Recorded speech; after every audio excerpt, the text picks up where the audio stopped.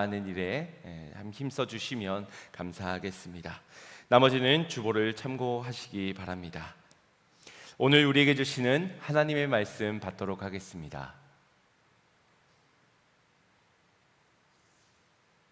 오늘 우리에게 주시는 하나님의 말씀은 히브리서 11장 7절에서 12절입니다. 믿음으로 노아는 아직 보이지 않는 일에 경고하심을 받아 경외함으로 방주를 준비하여 그 집을 구원하였으니 이로 말미암아 세상을 정죄하고 믿음을 따르는 의의 상속자가 되었느니라. 믿음으로 아브라함은 부르심을 받았을 때에 순종하여 장래의 유업으로 받을 땅에 나아갈새 갈 바를 알지 못하고 나아갔으며 믿음으로 그가 이방의 땅에 있는 것 같이 약속의 땅에 거류하여 동일한 약속을 유업으로 함께 받은 이삭 및 야곱과 더불어 장막에 거하였으니 이는 그가 하나님이 계획하시고 지으실 터가 있는 성을 바랐습니다. 믿음으로 사라 자신도 나이가 많아 단산하였으나 잉태할 수 있는 힘을 얻었으니 이는 약속하신 일을 미쁘신 줄 알았습니다. 이러므로 죽은 자와 같은 한 사람으로 말미암아 하늘의 허다한 별과 또 해변의 무수한 모래와 같이 많은 후손이 생육하였느니라. 아멘. 오늘도 우리에게 생명의 말씀 허락하신 하나님께 감사의 영광의 박수를 올려드리겠습니다. 지난 한 주간에 있었던 일화를 먼저 소개해 드리도록 하겠습니다. 일을 하고 있는데 아내에게 전화가 왔어요. 아내가 분리수거를 하러 이제 아파트 분리수거장에 가게 되었는데 그곳에서 아파트 청소 일을 하시는 어르신과의 만남을 이야기를 해주더라고요.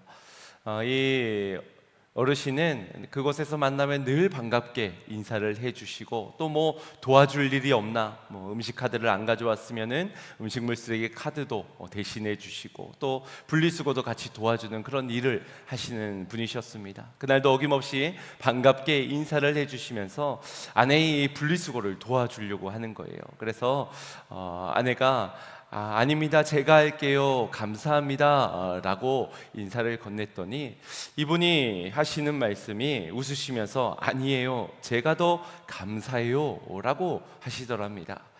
그래서 아내가 무더운 날씨에 이렇게 수고를 해주셔서 제가 더 감사하죠.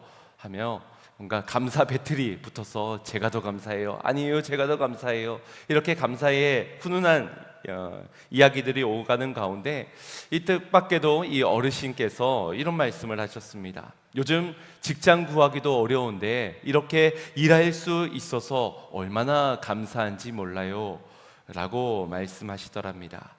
생각해보면 그 일이 결코 쉬운 일은 아닐 겁니다. 연세도 지극하시고 나이도 나인 만큼 몸도 불편하신 데가 있으실 테고 또 날씨가 요즘 워낙 덥지 않습니까?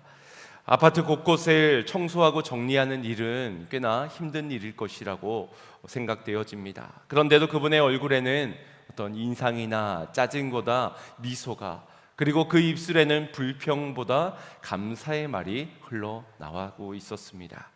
아내는 그 모습이 너무 아름답고 선하고 감동이 되어서 집에 들어갔다가 또 버릴 게 있어서 나가면서 이번엔 이 식혜 한 잔을 얼음을 동동 띄워서 가지고 가서 그분께 이렇게 드세요 하고 드렸다고 합니다. 참 선합니다, 선하십니다 막 이렇게 이야기를 하면서 바로 잔을 마시는 것이 아니라 이 잔을 두 손으로 꼭 쥐고는 기도를 하시더라는 거예요. 그러면서 기도가 다 끝나신 후에 그냥 마시시고는 또 감사합니다 라고 잔을 건네주시는데 그분의 모습이 너무 선하게 느껴지고 또 감동이 되어져서 참 본이 되는 그런 사람이다 라는 이야기를 나누어 주었습니다. 저 역시 그분이 어떤 분인지 또 어떤 종교를 믿는지 알질 못하는데 그러나 일터에서 그분의 모습은 충분히 선한 영향력을 끼치고 있다라고 느껴졌습니다. 오늘날 우리에게 중요한 것은 무엇입니까? 그 사람이 무슨 일을 하는가, 그래서 연봉은 얼마인가, 어느 정도 사회적 위치를 가지고 있는가, 어쩌면 이것이 우리의 관심사일지도 모릅니다.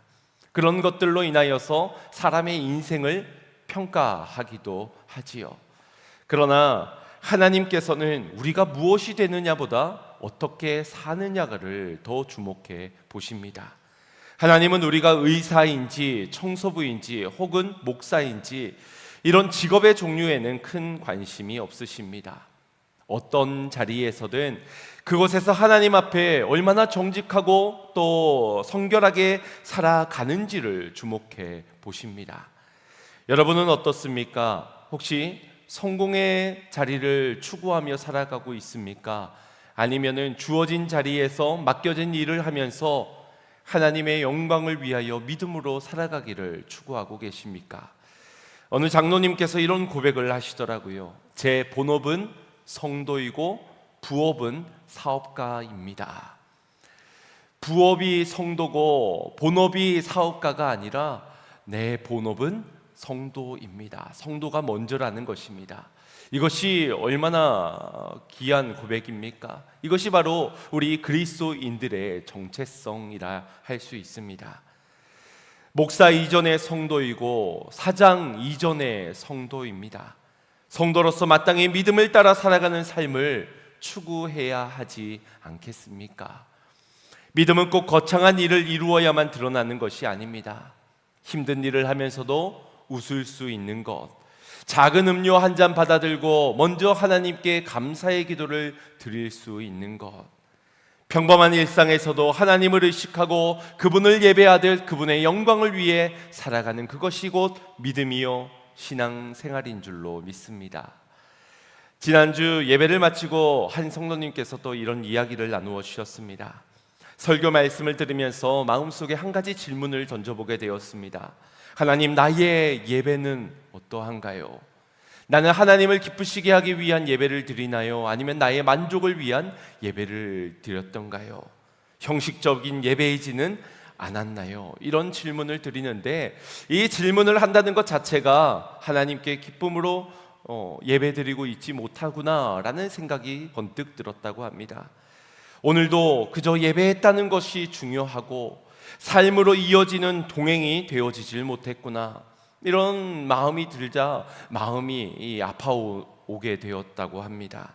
그러면서도 마냥 슬프지 않았던 것은 이렇게 깨닫게 하시는 하나님께서 이제라도 아벨의 믿음으로 예배하라, 이제라도 에녹처럼 동행하거라, 이렇게 자신을 이끌고 계시는 것처럼 느껴져서 이것은 은혜가 아니겠는가라며 감사의 고백을 나누어 준 것입니다.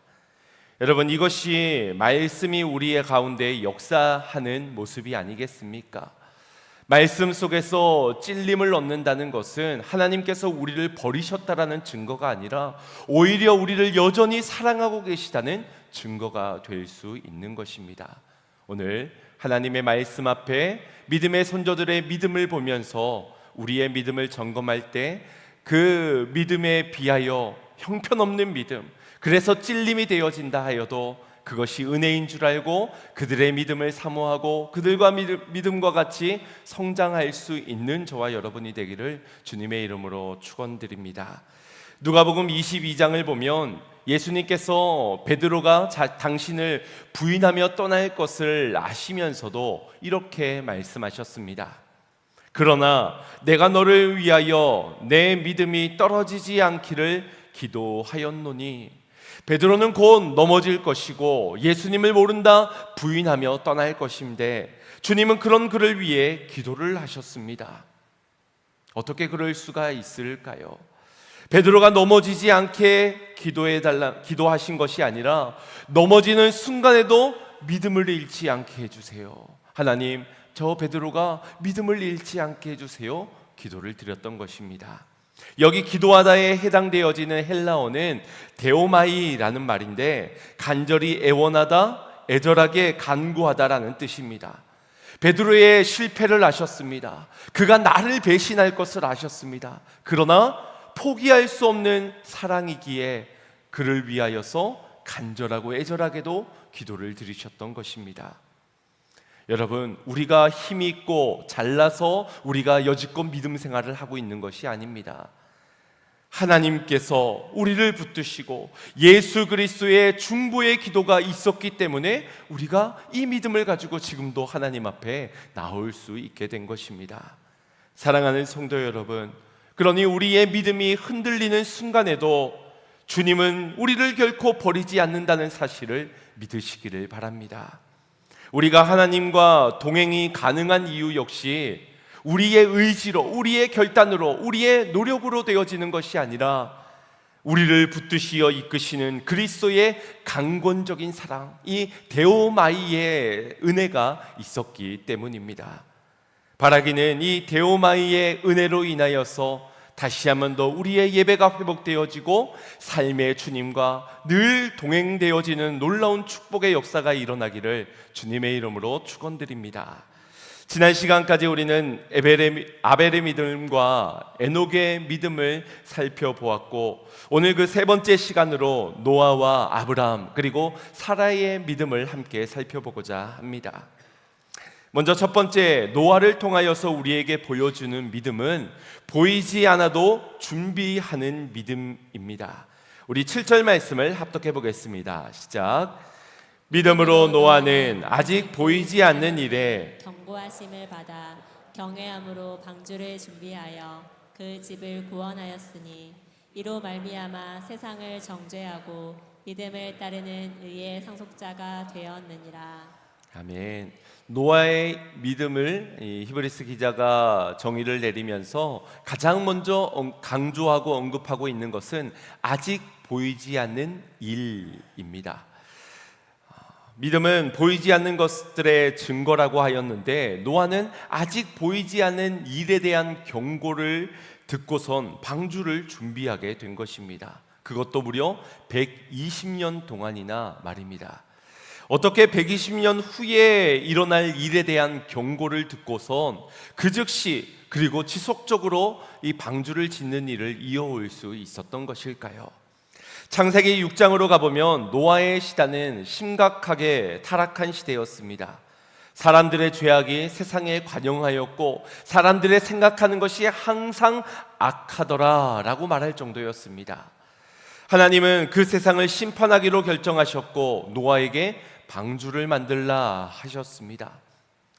나중에 심판할 그때에 말씀하시는 것이 아니라 120년 뒤에 일어날 그 일을 미리 말씀해 주신 것이지요. 문제는 아직 아무 일도 일어나지 않는다는 것입니다. 하늘은 평소와 같이 화창했을 것이고 사람들은 먹고 마시고 장가가고 시집가며 평범하게 살았습니다. 눈앞에 홍수의 징조가 나타난 것도 아니었지만 노아는 계속해서 쉬지 않고 방주를 지어갔습니다. 믿음이란 바로 이런 것입니다. 보이기 때문에 행하는 것이 아니라 보이지 않더라도 말씀하셨기에 그 말씀대로 준비해 나아가는 것이 믿음인 것입니다. 세상 사람들은 보이는 것을 따라 움직이려 합니다. 돈의 흐름을 쫓으며 그렇게 이동을 하려 하고 성공의 흐름을 따라 성공의 자리 어디 가면은 성공한다더라 그런 이야기가 정보가 들려지게 되면 거기로 서게 됩니다. 비가 올 것 같으면 그때 우산을 준비하고 시험 날짜가 정해지면 그때서 공부를 하기 시작합니다. 그런데 노아는 아직 아무 증거도 일어나지 않고 있는 어제와 오늘의 똑같은 그런 평범한 일상에서 120년 뒤를 준비를 하고 있는 겁니다. 그 방주를 짓는 하루하루가 이 노아에게 얼마나 지루한 일상이었겠습니까? 뭔가 새로운 이벤트가 없습니다. 뭔가 비가 와서 조금이나마 쓸모 있어지는 나의 노력이 아니었습니다. 119년간 놀다가 1년 바짝 방주를 지은 게 아니라는 겁니다. 지금 같으면은 아마 1년 정도면은 방주를 뚝딱 지을 수 있기 때문에 일기예보를 살피다가 뭔가 좀 이전과 다르다 뭐 그런 얘기가 들리면 바짝 노력을 할 것 같기도 합니다. 아니 아마 오늘날이면 이 기상청 예보를 주의주시하다가 이 방주가 아니라 잠수함을 아마 구입하지 않을까라고 생각이 되어집니다. 그러나 꼭 산다는 것이 믿음이 아니지요. 결과를 좋게 만드는 것이 믿음의 역할이 아니라는 것입니다. 우리는 때로는 살기만 하면 되지, 성공만 하면 되지, 불편하지 않고 손해보지 않고 남들이 부러워할 인생 정도면 되지, 그런 인생이 되어지기 위한 수단 정도로 믿음을 생각할 때가 있습니다. 그래서 머리에서 돌리고 지혜는 덜 노력하면서도 살 수 있는 것, 조금 덜 힘들면서도 잘 될 수 있는 인생, 그렇게 만드는 것을 믿음이라고 생각하기까지 합니다. 그러나 이래도 되고 저래도 되고 어떻게 해서든 나를 살게 하는 수단이 믿음이 아닙니다. 터무니없는 명령이어도 그것이 하나님의 말씀이라면, 나를 향한 하나님의 분부요 명령이라면 그대로를 지켜 행하는 것이 바로 믿음인 것입니다. 노아도 처음 몇 년간은 긴장감이 있었을 것입니다. 심판하시겠다는데, 홍수로 다 쓸어버리시겠다는데 얼른 만들어야지, 물이라도 조금 더 새면 안 되지, 완벽하게 지어야지, 내일이라도 비가 쏟아지면 어떻게 하나, 그렇게 하루하루 긴장감에서 방주를 지어갔을 것입니다. 그런데 그렇게 10년이 지나고 20년이 지나고 우리의 마음이라면 어떨까요? 아마 이 망치질이 처음에는 이렇게 망치질했다가 10년이 지나고 20년이 지나면 세워라 내워라, 아마 내일도 비가 안 올 거야, 아유 내년도 글렀어, 그렇게 내일로 미루고 그 다음으로 미루지 않았겠습니까? 그런데도 노아는 망치를 내려놓지 않았습니다. 그것이 그의 믿음이었기 때문입니다. 그의 믿음이 어떤 믿음이었는지 구체적으로 본문 7절에서는 이렇게 설명합니다. 그가 경외함으로 방주를 준비했다라고. 여기에 경외함은 단순히 심판이 무서워서 덜벌벌 떨면서 어쩔 수 없이 마지못해서 했다는 것이 아닙니다. 이 경외함은 하나님을 하나님됨으로 인정하고 하나님의 말씀을 결코 가볍게 여기지 아니하였다라는 뜻입니다. 심판이 아니었어도 하나님을 경외하기에 그 말씀대로 기도하라, 말씀 읽어라, 전도해라, 그 말씀의 무거움을 알기에 그 말씀대로 행하는 그것이 바로 경외함의 믿음인 것입니다. 노아에겐 아무 일도 일어나지 않는 일상의 시간 속에 사람들의 비웃음과 조롱이 있었지만 그는 하나님의 말씀에 대한 위중함, 더 무겁게 그 말씀을 받아들였기에 하루하루를 쉬지 않고 지속하며 준비하는 일을 할 수 있었던 것입니다. 우리가 믿음으로 살다 보면은 때론 이런 준비의 시간들이 반드시 필요합니다. 그런데 말씀대로 살았는데 아무런 변화가 없으면, 자녀를 위해 기도를 했는데 자녀의 마음이 꿈쩍도 하지를 않는다면, 교회를 위해 수년 동안 수고해도 열매가 나타나지 않는 것 같고, 하나님의 비전을 품고 비전대로 수고하고 노력하였지만 언제 문이 열릴지 알 수 없는 그런 상황이 계속되어진다면 우리는 묻게 되지 않겠습니까? 내가 이걸 계속 해야 되는 걸까? 언제까지 이걸 해야 되는 걸까? 이거 똥개 훈련시키는 거 아닐까? 뭔가 잘못하고 있는 것은 아닐까? 나한테 말씀하신 것이 아니라 다른 사람한테 하신 말씀은 아닐까? 노아에게도 그런 순간이 있지 않았겠습니까? 그러나 노아는 이 방주를 지어지는 120년간의 모든 준비의 시간이 곧 하나님께 드릴 믿음이라고 여겼습니다. 제가 2년의 군 생활을 하면서 3가지 기도 제목을 가지고 군대를 들어가게 되었습니다. 남들은 3가지 정도 기도를 하게 된다면 집 가까운 곳에 부대가 되게 해달라는 그런 기도, 아니면 꿀보직, 아주 편안한 보직을 갖게 해주세요 라는 기도, 그리고 좋은 선임 만나게 해주세요 라는 기도를 보통 드리게 되는데, 저는 술 마시지 않게 해주세요, 교회 주일 빠지지 않게 해주세요, 그리고 이 2년의 시간 동안 목회를 잘 준비하게 해주세요 라는 기도를 가지고선 이 군대를 들어가게 되었습니다. 한 10가지 정도를 제가 기도를 했었어야 하는데 라는 그런 아쉬움이 들기도 했지만 어쨌든 이 3가지의 기도 제목을 하나님이 다 들어주셨습니다. 특히나 이 마지막 목회 사역을 준비하게 하시는데 말도 안 되는 방식으로 군종병으로 온 사람은 행정병으로 보내고 저를 군종병으로 앉혀지게 되어지고, 그래서 매일매일 일과를 이 군종병으로 일과 병가 생활을 보내면서 저는 하루에 3권씩 큐티를 하고 또 로마서 말씀을 읽으면서 교리 설교를 준비하고, 예배 때는 피아노 반주를 또 찬양 인도를 하고, 또 주중에는 초소의 위문을 초코파이를 들고 커피를 들고 다니면서 그렇게 군병들을 위로하고 또 격려하면서 기도를 해주는 사역을 할 수 있었습니다. 그때 제 마음속에 들었던 것은 이 준비가 곧 하나님을 위한 일이라는 확신이 있었습니다. 그렇게 준비한다고 제 앞으로의 미래가 어떻게 되어진다는 어떤 보장도 없었지만, 그러나 그때에 헌신하고 수고하는 그 모든 준비의 과정들, 나를 만들어가고 내가 연단되어지는 그 모든 수고의 시간들은 결코 하나님 나라의 일에 헛되지 않을 것이다 라는 확신이 있었던 것입니다. 물론 아무도 알아주지 않고 때로는 외롭고 힘든 시간이었지만 그 시간이 제겐 순종의 시간이 되었고, 덕분에 이른 나이에 33살의 나이에 우리 양문교회를 만나 이렇게 담임 목회를 일찍 시작할 수 있지 않았겠습니까? 물론 그 모든 것이 다 하나님의 은혜이지만 말입니다.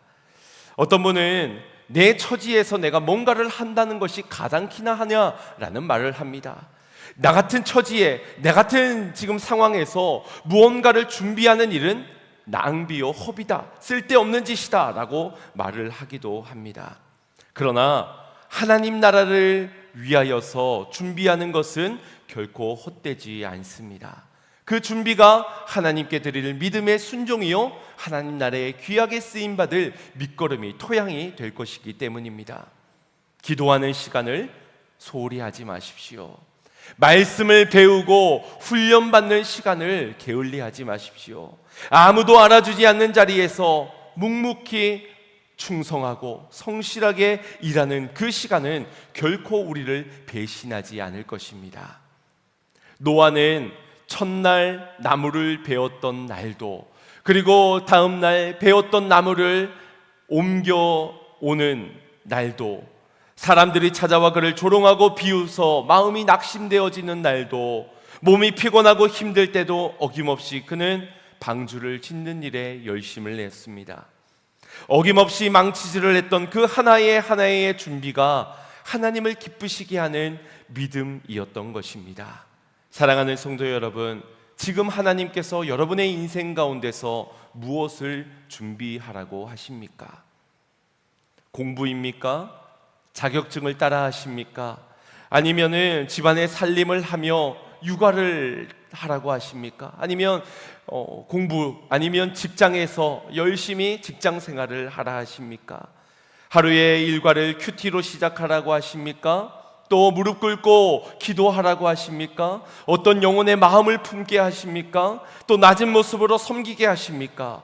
주님이 하라 하시는 그 일을 멈추지 마시고 계속해서 준비되어질 때까지 계속해서 포기하지 말고 행하시기를 바랍니다. 아직 보이지 않아도 지속적으로 기도하고, 아직 열매가 보이지 않아도 언제나 순종하며, 아직 문이 열리지 않았더라도 주어진 하루를 하나님의 영광을 위해 최선을 다할 때 하나님은 그 하루를 기쁘게 흠량하여 주실 줄로 믿습니다. 믿음은 미래를 예측하는 능력이 아닙니다. 어디 가면은 잘 되더라, 이렇게 하면은 땀을 흘린 건 배의 이상의 결과를 얻게 될 것이다. 우리는 사실 이런 요행을 많이 바라게 되지요. 그래서 로또의 유혹을 참 뿌리치기가 어려울기도 할 것입니다. 그 한 번만 맞으면 이렇게 수고하는 것, 가서 줄 서고 토요일 전에 번호 따서 이 번호 머리로 얼마나 그 숫자를 생각하겠습니까? 로또 번호를 위해 아마 조상님들까지 다 끌어와서 기도하지 않을까 싶은데, 그렇게 수고한 노력보다 한 번의 결실이 얼마나 몇 배의 결실이 됩니까? 요즘의 사람들은 그렇게 요행을 바라며 살아갑니다. 그런 요행을 바라는 세상에서 예측하게 하는 것이 믿음의 능력이 아닙니다. 하나님의 말씀을 깨닫게 하고 그 말씀을 생각나게 하고 그 말씀을 붙잡게 하고 그래서 그 말씀대로 오늘을 준비하게 하는 힘, 그 능력이 곧 믿음인 것입니다. 그 능력의 믿음을 가지고 오늘도 주어진 자리에서 망치의 질을 멈추지 마시고 준비해 가시는 성도님들이 되시기를 주님의 이름으로 축원드립니다. 두 번째 인물은 믿음의 조상 아브라함입니다. 그의 믿음은 갈 바를 알지 못할 때 떠났던 믿음입니다. 본문 8절 말씀 합독하겠습니다. 시작. 믿음으로 아브라함은 부르심을 받았을 때 순종하여 장래의 유업으로 받을 땅에 나아갈새 갈 바를 알지 못하고 나아갔으며. 아멘. 앞선 노아의 믿음이 한자리에서 오랫동안 머물면서 준비하는 믿음이었다면 이 아브라함의 믿음은 익숙한 자리를 떠나야 하는 믿음이었습니다. 하나님께서 아브라함을 부르실 때 그는 갈대아 우르에 머물고 있었습니다. 당시 이 우르라는 땅은 메소포타미아 문명 지역에서 중심지 가운데 하나로 아브라함과 그의 가족들이 안정적인 기반을 가지고 살아가던 터전이었습니다.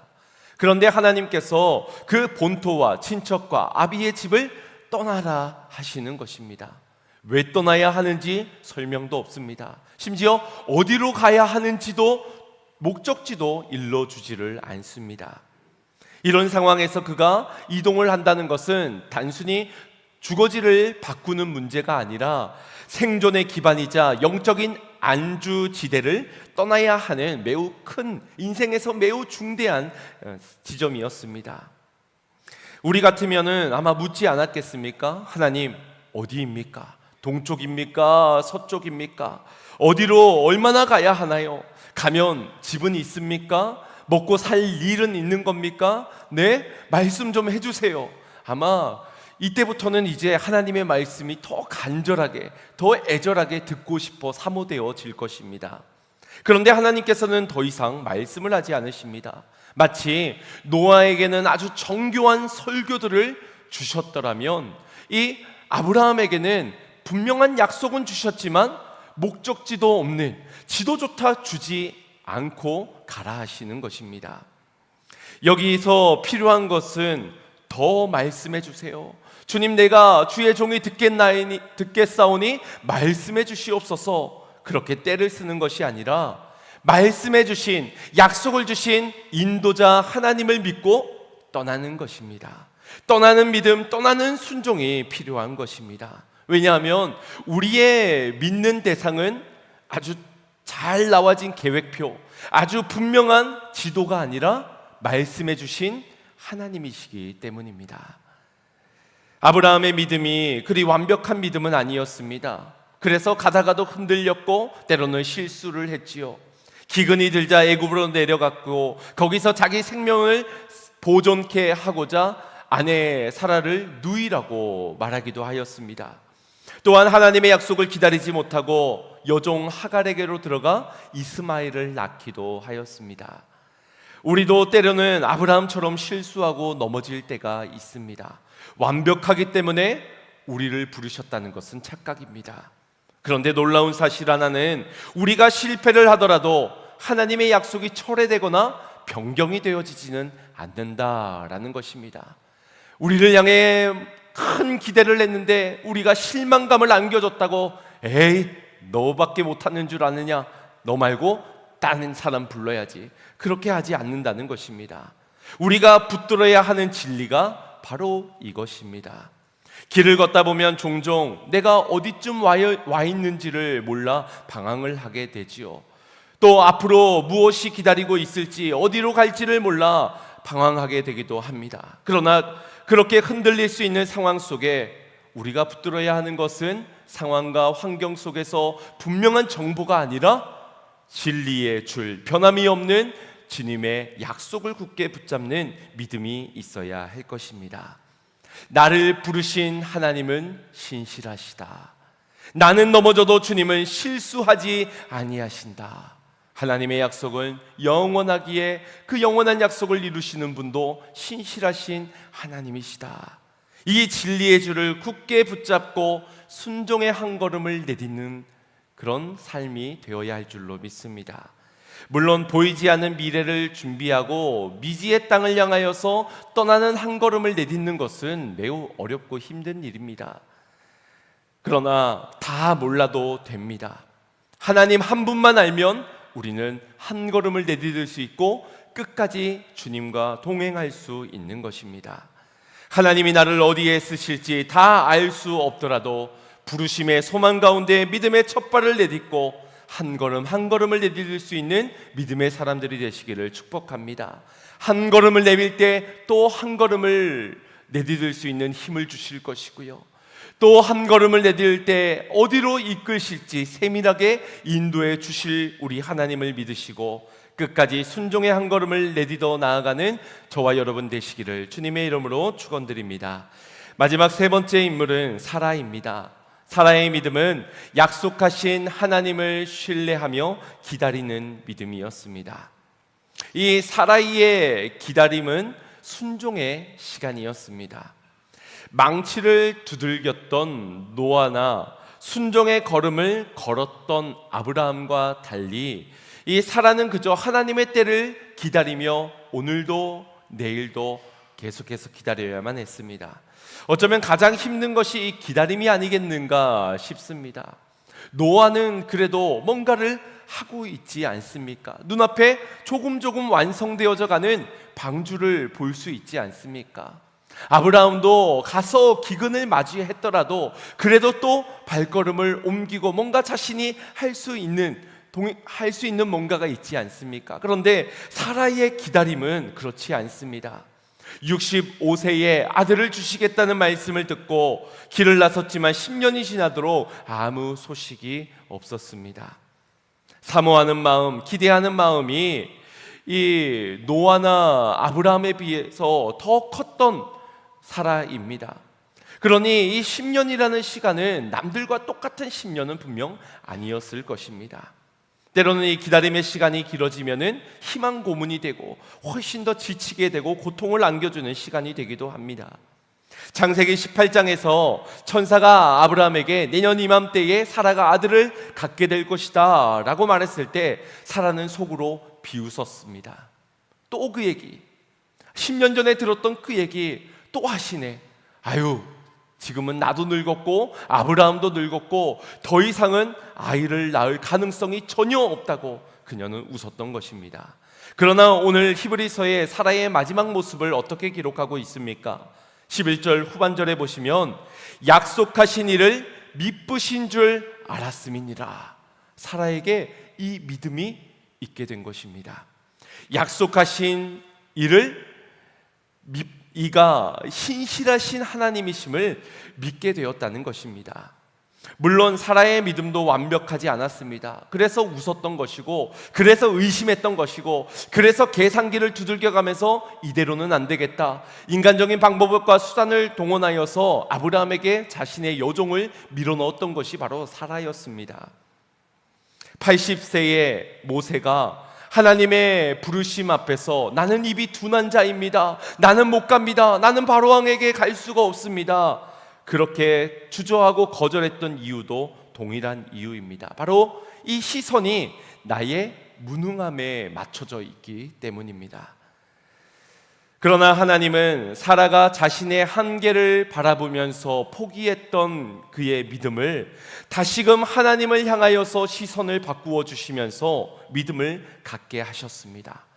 약속하신 하나님, 그 일을 이루시는 미쁘신 하나님, 그녀의 시선을 자신에게서 떼어내어 약속하신 미쁘신 하나님께 고정시키니 믿게 된 것입니다. 잉태할 힘을 얻게 된 것입니다. 나를 바라보면 무능력밖에는 보이지 않지만 하나님을 바라볼 때 전능함을 보게 될 것입니다. 믿는 자에게 능치 못함이 없느니라. 그것은 믿는 나에게 능력이 생겨서가 아니라 나의 믿음의 바라봄의 대상인 하나님의 전지전능하심을 보았기 때문인 것입니다. 결국 사라는 자신의 조건이 아니라 약속하신 분의 성품을 바라봄으로 잉태할 힘을 얻게 된 것입니다. 사랑하는 여러분, 나는 할 수 있다가 믿음이 아니라 나는 할 수 없지만 하나님은 하실 수 있습니다. 이것이 믿음인 줄로 믿습니다. 이번엔 잘 될 거야, 잘 될 거야, 긍정의 힘이 믿음이 아니라 나는 한 치 앞도 내다볼 수 없지만 약속하신 하나님은 이루실 것입니다. 이것이 믿음인 것입니다. 그래서 12절 말씀을 가보면 이렇게 말씀하는 겁니다. 합독하겠습니다.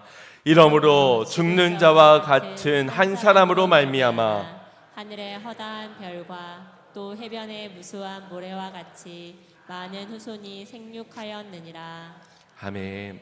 하나님께서는 인간적으로 죽은 것과 같은 자리에서 생명을 일으키시는 분이십니다. 마른 뼈에게 생기를 불어서 군대가 되게 하시는 분이 하나님이십니다. 동일한 하나님을 믿고 섬기고 있는 우리에게 이 기다림의 시간이 고통스러울 수 있고 때로는 외로울 수도 있겠지만 하나님께 우리의 시선을 고정하고 넉넉함으로 이 기다림의 시간을 기뻐하며 감사하며 그렇게 이겨낼 수 있는 성도님들이 되시기를 주님의 이름으로 축원드립니다. 노아와 아브라함과 사라의 믿음을 함께 살펴보면서 그들에게 공통된 한 가지를 발견하게 됩니다. 노아의 이 준비하는 믿음, 아브라함의 떠나는 믿음, 사라의 기다리는 이 세 믿음을 통하여서 어떤 결과가 일어났는지를 보십시오. 7절 말씀에 가보면 노아의 그 하나님을 경외하는 그 믿음을 가지고 방주를 준비하니 그 집이 구원함을 얻었더라. 아브라함의 믿음, 떠나는 그 믿음을 통하여서 약속하신 땅에 거류하게 되었으니 이삭과 야곱이 장막에 거하게 됩니다. 사라는 또 어떻습니까? 그의 기다리는 믿음을 통하여서 하늘에 무수히 많은 별들과 바다의 허다한 저 모래들처럼 생육하고 번성하게 되는 그 축복이 임하게 되는 것입니다. 우리도 마찬가지입니다. 우리의 준비하고 떠나고 기다리는 믿음은 나 하나를 구원하기 위함이 아닙니다. 우리로서 끝나져 버리는 것이 아니라 우리를 넘어 가정을 구원하고 자녀들이 구원함을 얻고 함께하는 이웃들에게도 함께 구원함을 증거할 수 있는 하나님의 살아계심을 증거할 수 있는 놀라운 축복의 장이 되게 될 줄로 믿습니다. 말씀을 맺겠습니다. 어느 목사님께서 등산을 참 좋아하셔서 시간이 있을 때마다 등산을 자주 하시는데 이분이 이런 이야기를 하셨습니다. 산에 가보면 참 다양한 사람들이 있습니다. 그건 나이, 성별, 직업 그런 차이를 말하는 것이 아니라 산에 오르는 목적이 저마다가 다르다는 이야기입니다. 어떤 분은 자연 경관을 보기 위해서 풍경과 경치를 보기 위해서 산을 오르는 분이 있는가 하면 또 어떤 분은 그저 사람 만나는 게 좋아서 함께 걸어 올라가면서 이런저런 이야기를 하는 그 이야기가 좋아서 오는 분도 계시답니다. 또 어떤 분은 건강을 위해서 그래서 매일매일 작게나마 이 등산을 하는 분도 계시고요. 또 어떤 분은 등산 다 끝나고의 시간, 맛집 가는 그 시간을 고대하기 위해 이제 산을 등산하는 분이 계시다고 합니다. 그 외에도 목적은 다 많겠지요. 그러다 보면 다양한 목적들 가운데서 어떤 사람은 산 중턱에서 다시 내려오는 사람이 있고요. 어떤 사람은 조금 더 가서 출렁다리까지 아니면 케이블카까지 아니면 거기 있는 커피숍까지만 갔다가 내려오는 분도 계시고 어떤 분은 오늘 내가 산을 밟았다면 반드시 산 정상을 찍고 내려와야 직성이 풀리는 그런 사람도 있다고 합니다. 재미있는 것은 이 중턱까지만 갔다 온 사람도 그리고 산 꼭대기 정상을 찍고 온 사람도 내려와서 하는 말이 동일하다고 합니다. 무엇일까요? 힘들다. 산 정상을 가고 중턱까지만 갔다고 덜 힘들다 하는 사람은 한 사람도 없다고 합니다. 아유 힘들다, 아이고 고되다, 아이고 디다, 뭐 이런 말들을 누구나 하게 된다고 합니다. 그런데 같은 힘들다라는 말이라도 그 의미와 느낌은 전혀 다르다고 합니다. 중간에서 돌아선 사람의 힘들다와 끝까지 정상을 짚고 온 사람의 힘들다는 그 안에 담겨진 의미가 전혀 다르다는 것입니다. 어떤 사람에게 만족과 성취가 더 있겠습니까? 아무래도 정상을 찍고 온 사람의 만족에 힘들다, 그러나 오늘도 해냈다라는 그런 고백이 있지 않겠습니까? 우리의 인생도 그러한 것 같습니다. 여러분, 안 힘든 사람이 누가 있겠습니까? 아파서 힘들고, 계획대로 안 돼서 힘들고, 자식 때문에, 건강 때문에, 돈 때문에, 관계 때문에 뭐 힘든 게 우리의 인생이 아니겠습니까? 누구는 힘들고, 아유 너 정도면은 양반이지, 너는 덜 힘들잖아, 그렇게 말할 수 없을 것입니다. 누구나 다 힘든 인생입니다. 그러나 차이가 나는 지점은 믿음으로 산 인생과 그렇지 않은 인생입니다. 똑같이 힘듭니다. 믿음으로 살아도 힘듭니다. 그러나 그 힘들다의 의미는 전혀 다른 것입니다. 노아도 힘들었고요, 아브라함도 힘들었고요, 사라도 힘들었습니다. 망치를 매일 친다고 생각해 보십시오. 그것도 엄청 힘든 일이지요. 떠나는 것, 이것이 뭐 파워 2라고 마냥 떠나는 것이 좋겠습니까? 그것도 힘든 일이고, 기다리는 것도 매우 힘든 일입니다. 누구는 망치질이 힘들고, 누구는 떠나는 것이 힘들고, 누구는 기다리는 것이 힘들 수 있습니다. 믿음으로 산다고 힘들지 않은 것은 아닙니다. 오히려 믿음으로 살기 때문에 더 힘든 길을 걷게 되기도 합니다. 그러나 믿음으로 끝까지 걸어간 사람의 힘듦은 정말 다를 것입니다. 왜냐하면 그 힘들다라는 말 속에도 기쁨이 있기 때문입니다. 내가 하나님의 기쁨을 위해 살았다라는, 내가 하나님의 나라를 위해 살았다라는 그 수고에 하나님의 칭찬이 믿어지고 상급이 믿어지기에 그 힘들다의 의미는 전혀 다른 것입니다. 힘들지만 그래도 하나님께서 인도해 주셨고, 힘들지만 그러나 하나님의 약속이 내 삶 가운데서 이루어질 것이기에 간증이 남는 것입니다. 감사가 남지 않겠습니까? 사랑하는 성도 여러분, 힘들다고 이 믿음의 길을 포기하지 마시길 바랍니다. 노아처럼 보이지 않아도 하나님을 경외하는 믿음으로 오늘 주어진 하루를 준비해 가시기를 바랍니다. 아브라함처럼 모든 것을 알진 못해도 하나님이 나를 부르셨을 때에 믿음의 용기를 가지고 믿음의 첫발을 내디딜 수 있는 순종의 사람들이 되시기를 바랍니다. 사라처럼 기다림이 길어져도 하나님이 미쁘시기에, 약속하신 하나님이 미쁘심을 믿으면서 끝까지 인내하며 신뢰하며 걸어갈 수 있는 성도님들 되시기를 바랍니다. 그렇게 오늘도 믿음의 한 걸음, 순종의 한 걸음, 준비하는 한 걸음, 떠나는 한 걸음, 기다리는 한 걸음, 그렇게 하나님이 기뻐하시는 믿음의 한 걸음을 내딛는 모든 성도님들의 인생이 되어지시기를 주님의 이름으로 축원드립니다. 축원드립니다. 우리 함께 자리에 일어나시어서 신실하신 하나님, 변함없는 우리 하나님을 찬양하며 믿음의 용기 가운데, 결단 가운데 주여 그렇게 나의 하루를 드리겠습니다. 나의 인생을 드리겠습니다. 힘들더라도 믿음의 길을 걷게 하여 주시옵소서. 우리 함께 찬양하겠습니다. 하나님 한 번도 나를, 하나님 한 번도 나를 실망시킨 적 없으시고 언제나 공평과 은혜로 나를 지키셨네. 지나온 모든 세월들, 지나온 모든 세월들 돌아보아도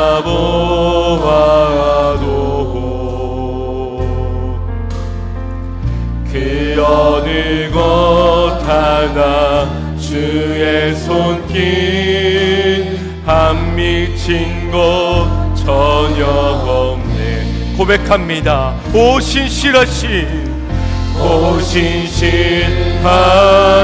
주, 오 신실하신 주, 내 너를 떠나지도 않으리라. 내 너를 버리지도 않으리라. 약속하셨던 주님, 그 약속을 지키사 이후로도 영원토록 나를 지키시리라. 오 신실하신 주, 오 신실하신 주, 나의 미쁘신 주님, 오 신실하신 주, 내 너를 떠나지도 않으리라. 내 너를 버리지도 않으리라. 약속하셨던 주님, 그 약속을 지키사 이후로도 영원토록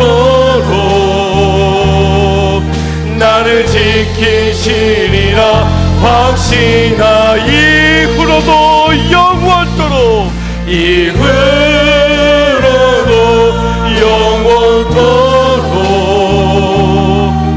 나를 지키시리라. 확신하네. 주님, 내게 믿음 주시옵소서. 보이지 않아도 하나님을 경외하는 믿음과 알지 못하여도 하나님의 분명한 약속을 붙잡고 끝까지 믿으신 하나님께서 지키실 줄을 믿는 굳건한 믿음을 내게 허락하여 주시어서 오늘 주어진 하루 주어진 자리에서 계속해서 망치질을 하며 계속해서 한 걸음의 순종을 내딛으며 하나님의 응답해 주실 때까지 인내의 믿음을 드릴 수 있는 삶이 되게 하여 주시옵소서라고, 그런 믿음이 쌓여서 나에게서 끝나져 버리는 그 인생의 구원과 축복이 아니라 우리의 자녀와 우리의 가정과 우리의 교회와 열방에까지 하나님의 그 역사의 현장에 응답을 경험하는, 구원을 경험하는 이들이 되게 해달라고 우리 함께 주여 한번 부르실 것 합심하여 기도하겠습니다. 주여,